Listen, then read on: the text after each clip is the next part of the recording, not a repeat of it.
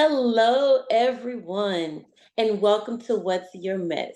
Mental, emotional, social status of life. I am your guest. I am not your guest. I am your host, Tracey D. Armstrong, and I have another amazing guest that will be joining us on today. And as I get ready to start this episode today, I just want to remind everyone that this podcast is not just about my guests telling their story, but it's about the strength and the resilience that this guest has overcome the mess that has happened in her life. And I'm going to be quiet and get out of the way and let her introduce herself. Go ahead. Oh, thank you, Tracey. I really appreciate this opportunity to be a guest on your podcast. And I love the name, What's Your Mess? Because everybody has some type of mess, right? In some shape, form, or fashion. So, hello, everyone. I am Dr. Janet Lockhart Jones. I am a native San Franciscan, born and raised, don't live there now, but native San Franciscan, born and raised. I am the president and founder of a company I started back in 2004, Project Partners Consulting Incorporated. It started as a leadership and management development consultancy. So basically, I do leadership training, strategic planning, training, workshops, etc. I've done that all over the world. I'm also a strong mental health advocate, and you're going to hear some of that when I share my messy story.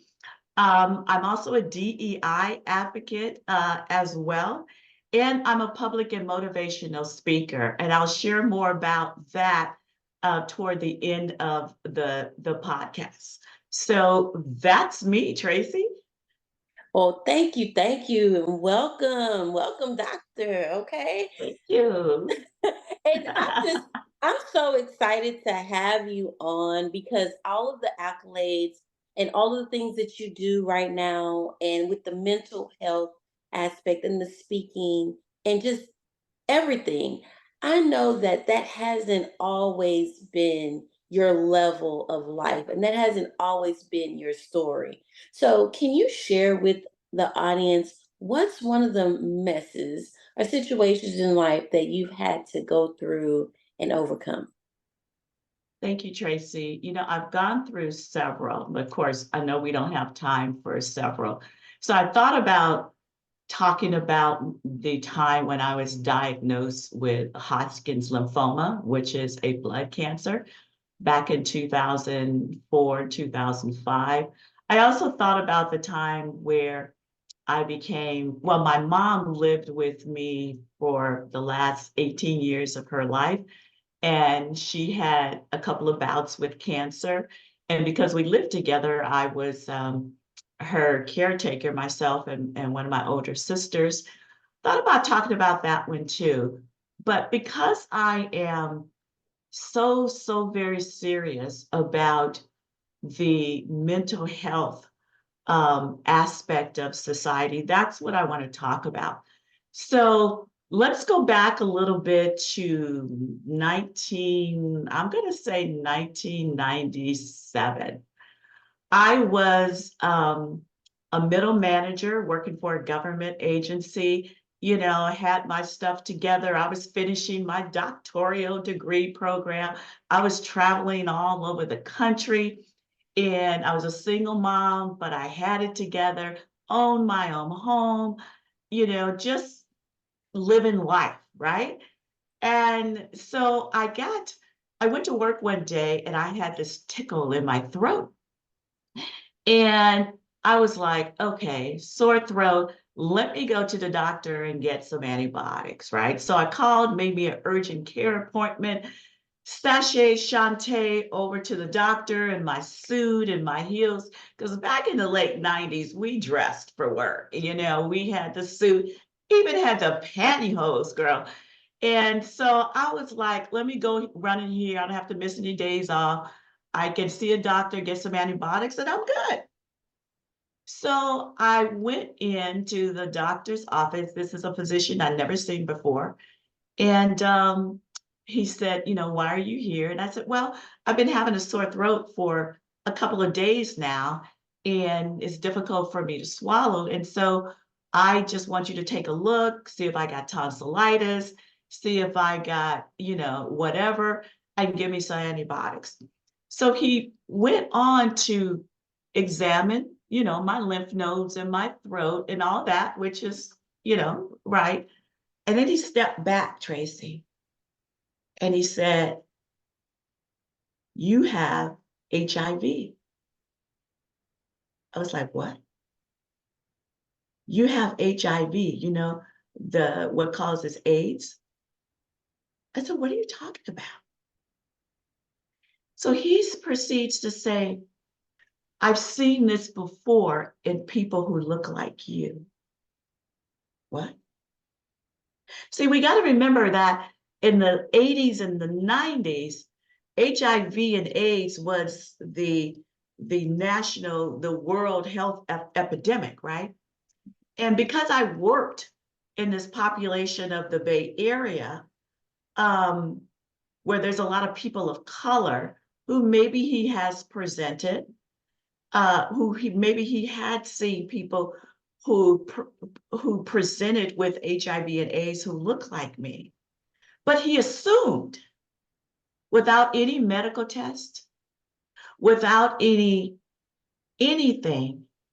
that I was one of them because I was Black, because I was female, and because I was showing up in the city of Oakland. Now, Oakland's not where I lived. Oakland was where I worked, Mhm. right? So now, I will say I should have known better because, first of all, you don't diagnose HIV just by touching people. Right, right, But, sometimes we put our trust in physicians, right? That they would Mhm. do the right thing. And it didn't dawn on me that I was being stereotyped Mm. because of my race and because of my sex. And I was also being stereotyped because of the community within which I worked. But see, none of this ran through my mind at the time because we hadn't really talked about bias and healthcare inequities back in the 80s and 90s, That's right. right?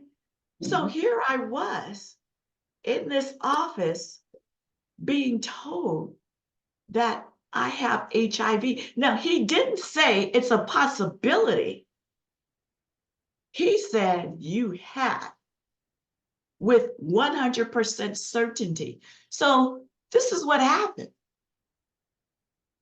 And your listeners, and even you, I'm sure, if you put yourself in my place, you would be stunned. Mhm. Mhm. And because I never had a major illness in my life, right? So, and besides that, in terms of my intimate partners, at that time, I could count them, less than the number of fingers I had on one hand. And so a lot of these things was running through my mind. And so he says, well, I'm going to order some blood work. So Tracey, when I went down to the lab to get blood work done, and the lady started pulling the vials and all the labels, and it just seemed like 10, 15, 20. It's like, oh my God. So then, of course, I did all the blood work and blah, blah, blah, blah, blah. So I went back to work with this on my mind, Mhm. which means I couldn't focus. Um, am I going to die? Let's see what this blood work says. So the blood work came back in like a day or two. And so he calls me up and says, well, the blood work all came back, it's negative, but I don't believe it. Now, when he called me, Tracey, I'm in my office and I can remember it as if it was yesterday. I had a big office, and I had a big conference table. So people would always come, we would always meet in my office. And that's when I got this call. I don't believe it. He wanted more tests.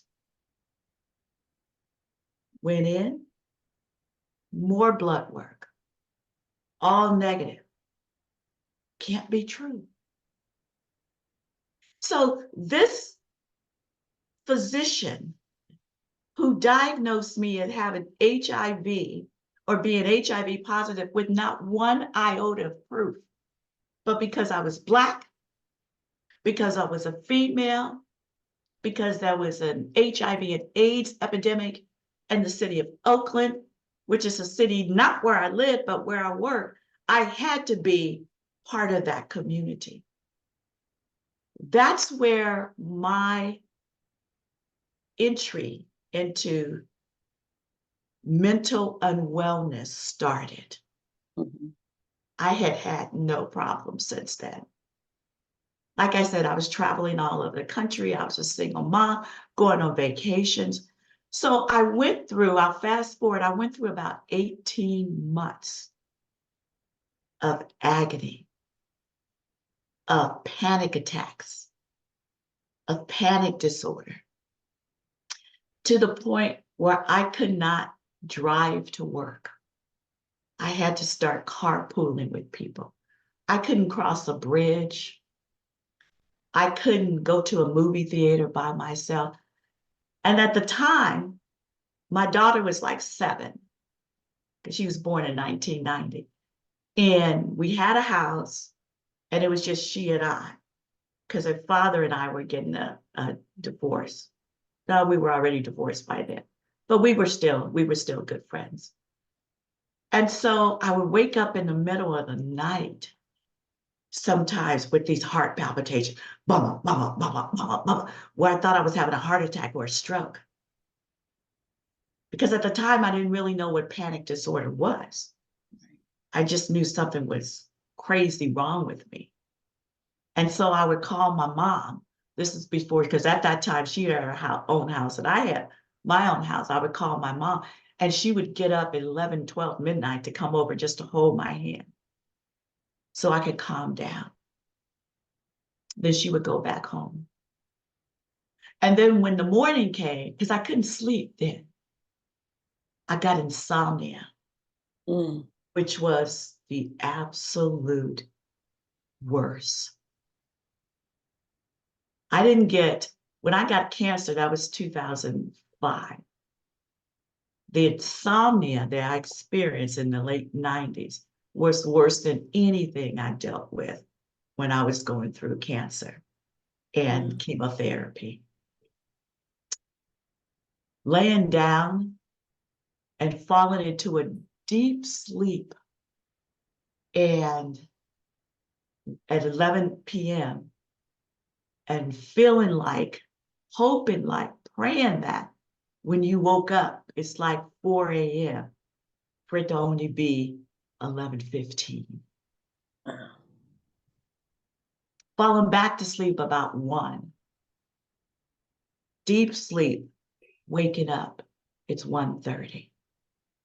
That went on for months, months and months. So then I went to my primary care physician and told her what was happening. And he was the one that suggested that I probably suffered from some panic attacks and panic disorder.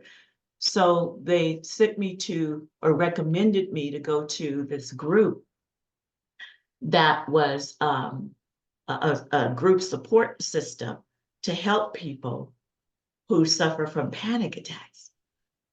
Well, I would go, and while I'm in that group, I would have a panic attack in my panic attack group therapy. It was a troubling time until I finally, it's like, Janet, okay, you need to let this crazy doctor go and go see a specialist. So I went to see an infectious disease. I started seeing an infectious disease specialist. I got a referral from my primary care. She looked at all of my history. She looked at all of the tests. She ran her own test and called me back into her office and she said, and by the way, my whole throat problem was gone now by then, right? The original problem. Mm-hmm. So she says, Ms. Lockhart, because at that time I hadn't finished my doctorate degree, she said, you may have something, but it's not. It's definitely not HIV. Mm-hmm. So almost 2 years of my life was spent suffering. Friends didn't know because I didn't tell anybody. My mom knew because there was a point, Tracey, when I couldn't go to work. I would get up, I would take my daughter to school, then I would go to my mom's and I would just climb in her bed. My father had long been passed, climb in her bed in like a fetal position. And I would just stay there until it was time for me to go get my daughter. And finally, once we got that HIV mess over, I started taking medication.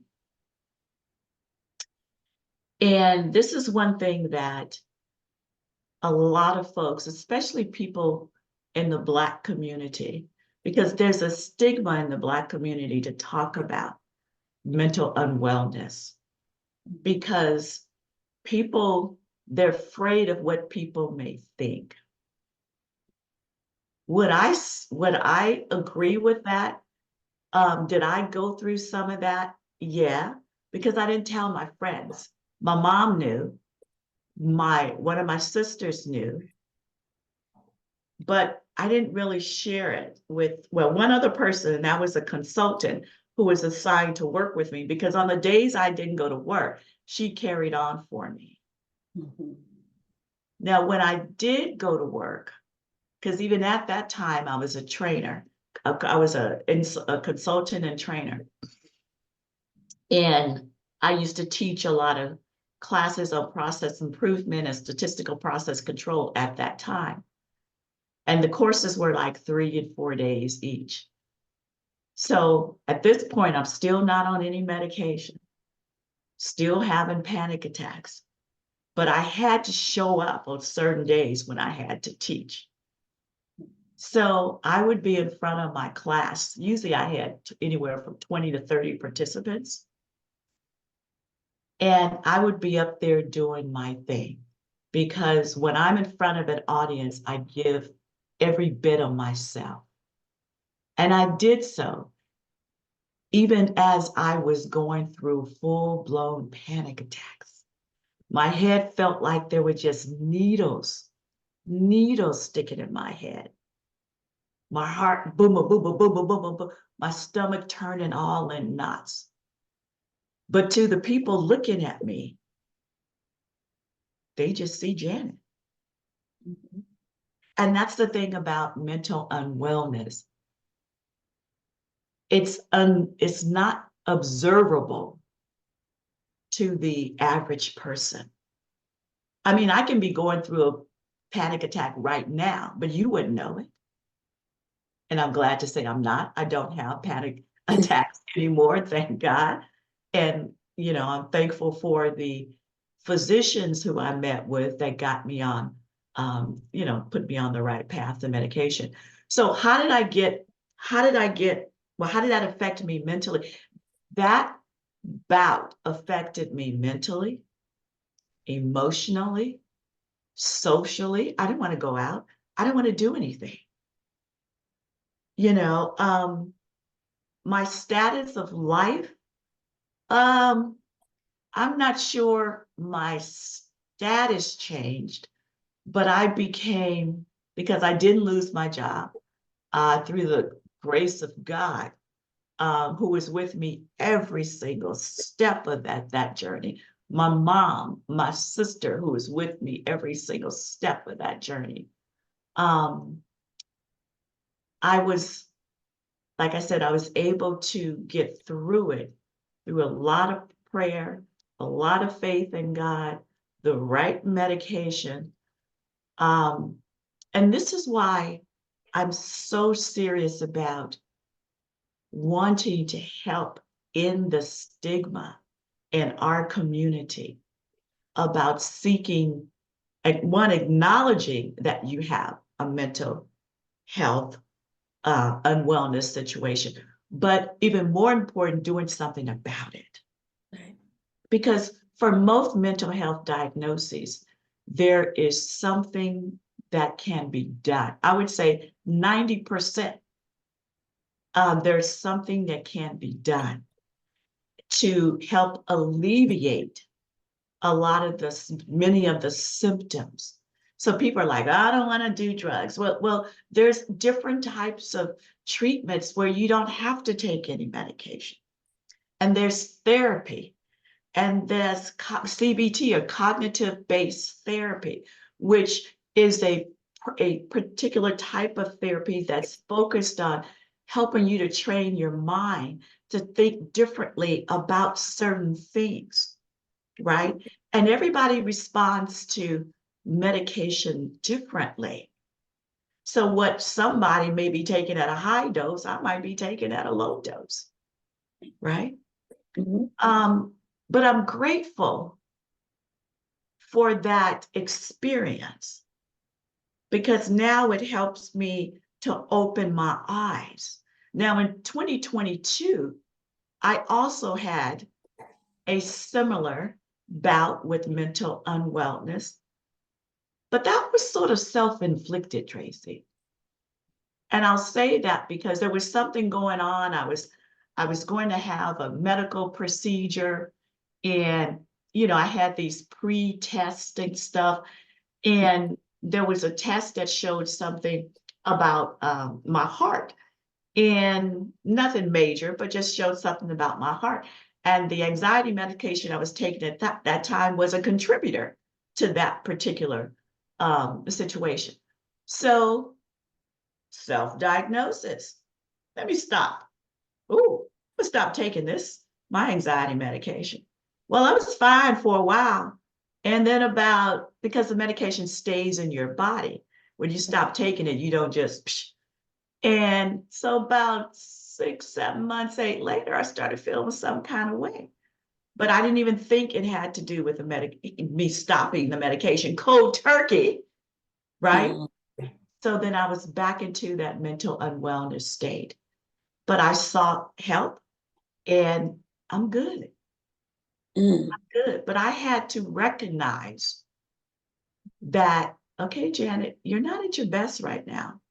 Something's happening. You're having these weird thoughts, weird dreams. And, you know, self-diagnosis is evil. When you try to diagnose yourself for a mental situation or even physical, Mm-hmm. right? And now I'm not a medical doctor, um, but sometimes I get into that thing that, okay, let me go Google this, let me go Google that, let me do WebMD Yes. this, right? Um, but I cleaned up and came out of the mess because, one, I acknowledged I had a problem. I had a problem that was affecting my life, that was affecting who I was, that was affecting how I would present myself to the world. Like I said, when I'm on stage, that's like a drug to me. I just get so energized and so high off the energy from the audience. That's why I'm heavily moving into public and motivational speaking about two topics I really care about. The first one is mental health, specifically mental health in the Black community, erasing the stigma, and diversity, equity, and inclusion. And so I can't be at my best on stage unless I have it together. And so therapy has helped. Medication has helped, exercise. And one thing that I did back in September of last year, I was asked to speak uh, in the month of September at 2 webinars. There was this organization called Urban Strategies. They're based in Oakland, and the chief financial officer or the CFO who goes to my church, she had asked me if I wanted to speak because they had 2 openings in September. And I said, sure. And the focus of their webinar is erasing the stigma of mental health in the Black community. That was the first time I had acknowledged publicly that I suffered at one point from mental unwellness. And I told my story similar to what I'm sharing with you and your audience. And the weight it was just like the weight was lifted off of my shoulders. And even more importantly than that, the chat just lit up. And they had people from all over the world attending that webinar. They were relating to my story. And not only did I share this same story, I talked about different medications that, that are available, different types of mental unwellness, because there's social anxieties, there's all different types of phobias and all that type of stuff. So I had the opportunity to talk about that. But most importantly, I talked about a story that was relatable to my audience and encourage them to seek the help that they need, because for most people, you need not have to suffer from mental unwellness. I would say developing mental unwellness is not a choice. Choosing to suffer and not getting assistance is a choice. Mm-hmm. Don't make that choice. That's what I say to your audience. Right. Wow. I'm just listening and I'm just taking it all in, and I'm over here like I can relate, and I'm thinking about, like, you unpacked a lot there in your story. First of all, let me go back. The fact that the doctor said what they said right there, I was still stuck on that. And then I can just imagine the mental and the thoughts that were going through your mind, especially those 1 or 2 days while you're waiting on the test, and then after getting the results, and he's still, and then the emotional roller coaster I'm sure that you probably were on. And like you said, socially not really wanting to be around anyone when your mind is not in the right headspace. You really don't want to socialize with others. And the fact that your status of life, as far as you were able to keep your job, but still the fact that you were not able to move through life freely, like you really, you wasn't living your life like you were. And I remember having some diagnoses that really flipped my mental health upside down. Right. And the fact that, and I'm listening to the timeline because that was late 90s. We're here in 2024, and you've been able to come through that and come out of that. And those ways that you did it, I know that your story is going to encourage someone out there that's listening that may be going through a similar situation. And so I do want to ask you this, like, if our audience wants to connect with you, like you say, you do speaking and you do mental health awareness, especially erasing that stigma, like, especially in the Black community. And I can only speak for the Black community. It's still a stigma, even from, like you said, that was the 90s, the 80s, the 70s.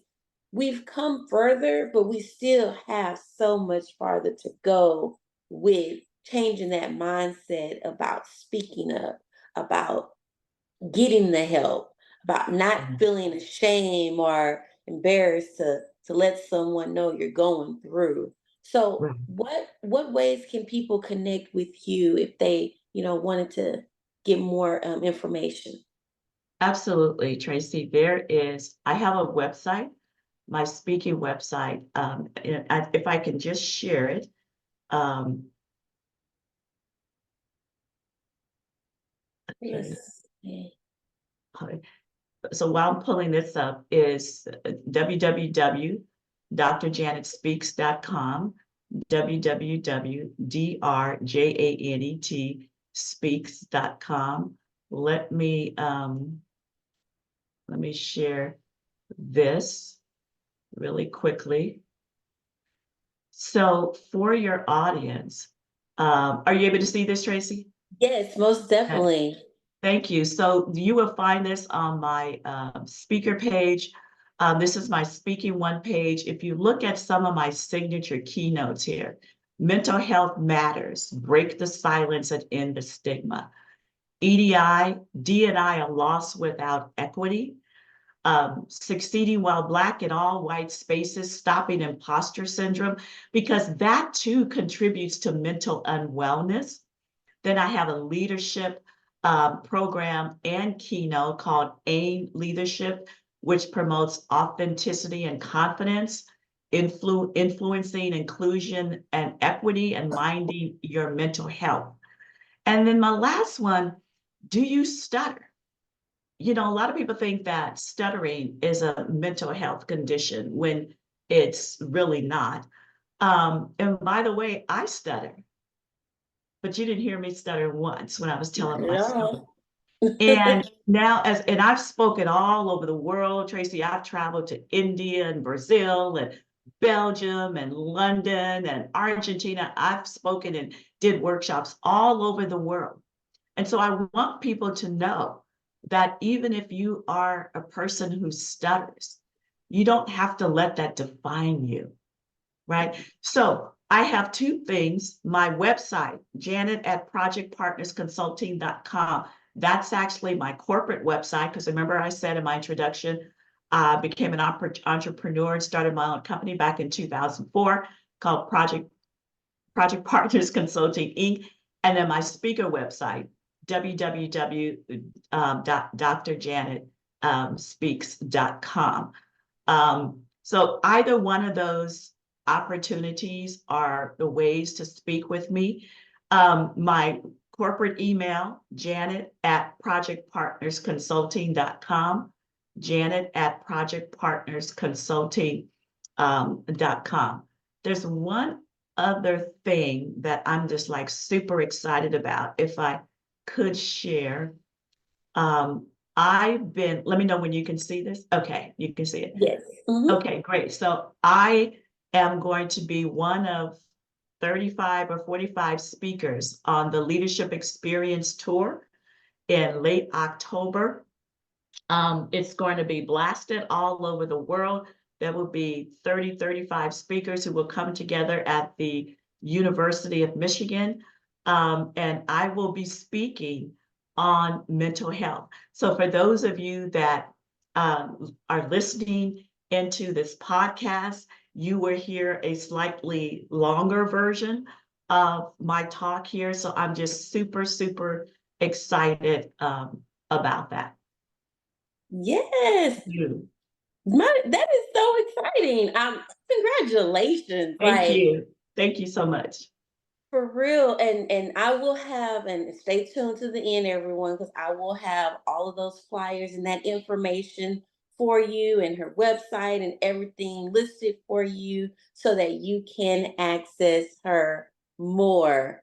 But that sounds awesome. I've got to look at my calendar and see if I can come out and support you. Yeah, absolutely. Just super excited about that. I have been in the leadership development space for so long, so long. And I mean, it's been good financially.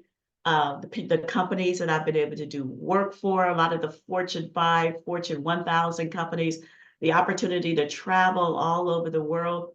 But at this stage of my life, I'm going to still do a little of that, but I want to become more focused on helping people to elevate to their next level of mental wellness. Mhm. That's my purpose in life for the rest of my days on this earth. So that's, and having gone through mental unwellness and being able to talk about it, being able to relate to people who themselves are going through it, or people who are in denial, or people who are going through symptoms but don't want to classify it as mental health. The one other thing, and I'll mention, is I just took last Saturday, I went through a 1 day, I should say the first half of a mental health first aid certification program. I think it's, and I know I'm probably going to mess this up, but it's sponsored by the organization, I want to say, for mental health and well-being. But if you Google mental health first aid, that will tell you a lot about what the program is and certification is. So basically, as a mental health first aider, you get trained to recognize signs and symptoms of people who might be going through a mental health challenge. As a mental health first aider, we don't diagnose, we don't treat, but we try to assess, is this person potentially at the possibility of harming him or herself or others? We try to um, uh, ask questions, so we listen. There's this whole little protocol that we go through, and we encourage, because you can't help people unless you know what the signs are, Right. what to look for, Mhm. right? And then if you see a sign, then what do you say? Because you can say something that is inappropriate and they may put that person over the edge, right? So that's Mhm. what the mental health first aid certification program is all about. So I finished the first part, which was 8 hours in person, the first 4 modules. So now I just got to do the online portion and then take the final exam. And then I'll also be a mental health first aider. And it's like people go to CPR first aid. It's similar to that, but for mental health.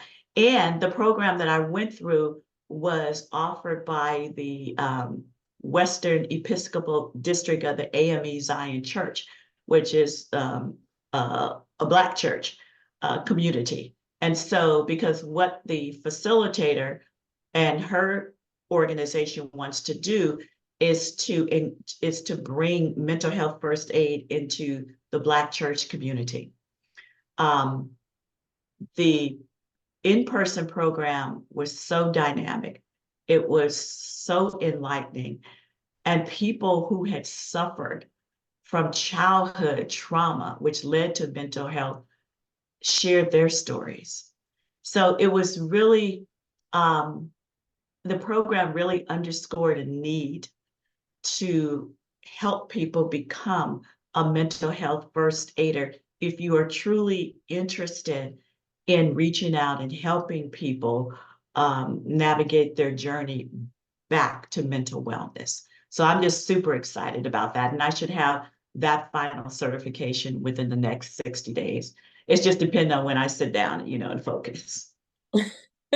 Yes, completely understand. And yes, I went through that because I teach social and emotional learning for the Oh, youth. wonderful. And I had to go through the Wow. mental health first aid Yeah. certification. So yeah. Yes, exactly, and in person and in the book and getting it Yes. done. But it is so rewarding and it is so Yes. worth it, especially when you can recognize those signs and symptoms and then you can help Absolutely. assist in the right way and you can say the Yes. right words. Yes. And thank you again. I just want to thank you for your time. I want to Well, thank you for your story and sharing with the audience. And I just want to ask, before we wrap up, are there any last words of encouragement that you would like to leave with the listeners? Yes, I would. My last words of encouragement is this. If you are a person who is suffering or think you're suffering from a mental health challenge, seek help. You can call NAMI, the National Association of Mental Illness. There's local chapters all over the country. They have an 800 line.